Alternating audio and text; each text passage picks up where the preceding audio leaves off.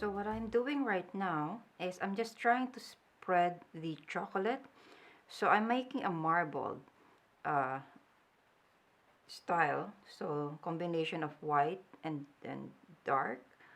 So you can also use a brush to spread the chocolate, but I find it, at least for the first coating, if you use the swirl method, the inside is smoother. So the next time that you to do the second coating, it's much easier.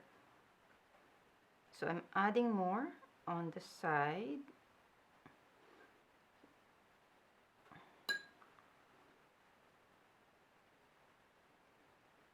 We don't want to do a one big thick coating because the chocolate will settle at the bottom, and we don't want that.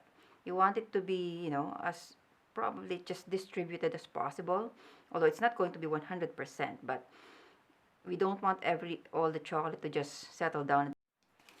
Okay, now I'm gonna do just the plain white. So the white chocolate actually like spreads easier than the dark chocolate. It's more kind of like fluid. So you see, it's just so easy to just actually tilt it and then it will spread. You don't need the brush, but you can if you want to. If you just keep on topping it, it will just flow down. If you want to use the brush, you just do it like this. You just do it like that, but you can see it's not going to be as smooth, but it doesn't matter, it's the inside. But if you want to just to make the spreading easier, you just use a brush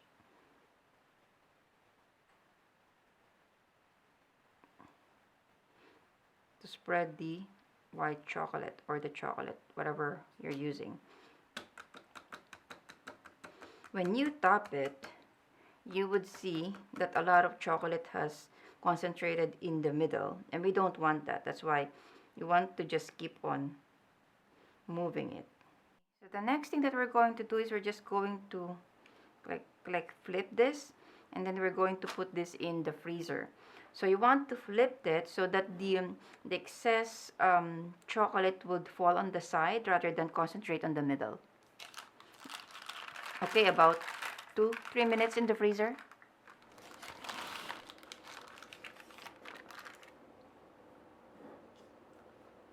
Okay, so the second time that you're going to do the coating, you have to be really quick because the chocolate is already cold from the freezer. When you add this, it would easily freeze. So you have to just work quickly and spreading it really quickly. You see how instantly it just solidify? So you need to work really quickly here. Just spread it out, spread it out, spread it out. And don't worry if it doesn't look nice because it's the inside anyways. As long as there's a second layer, so that's good. See? So you see the difference? The first one, it's so smooth because the chocolate is warm and the mold is also warm. But since now it came from the freezer, that's why you have to move really quickly, like super quick.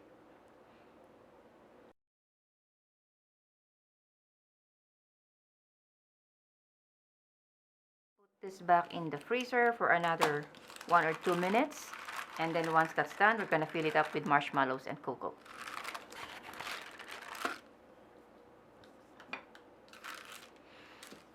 Okay, now we're going to remove it. Just kind of like be careful. So I'm just trying to be careful. There you go.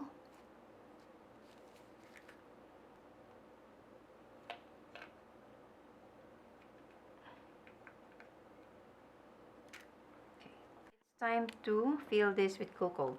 So what I like to do is to put marshmallows at the bottom first. So I'm adding 7.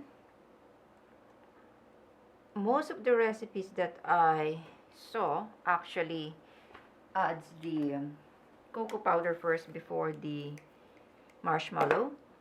I did try that, but the problem is you tend to overfill it with marshmallows and then it's difficult to close.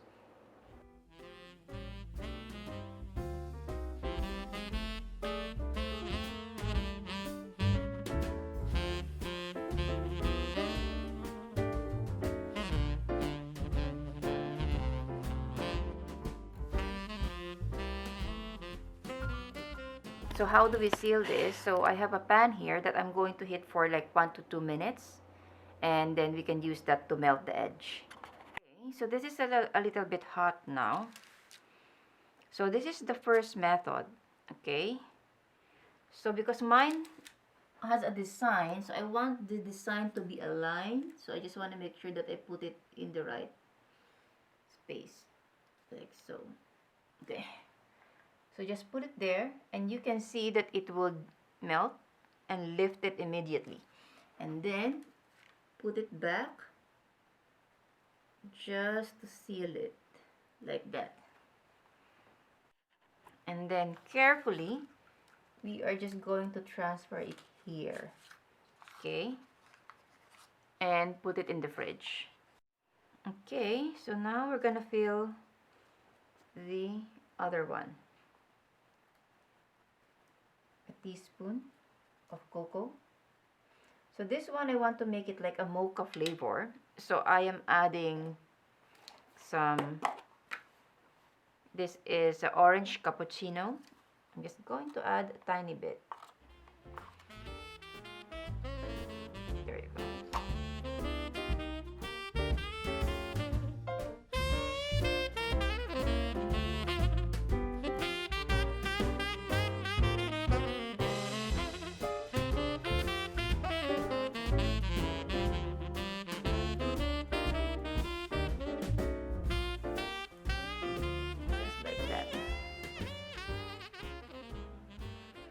And we are going to put this in the fridge.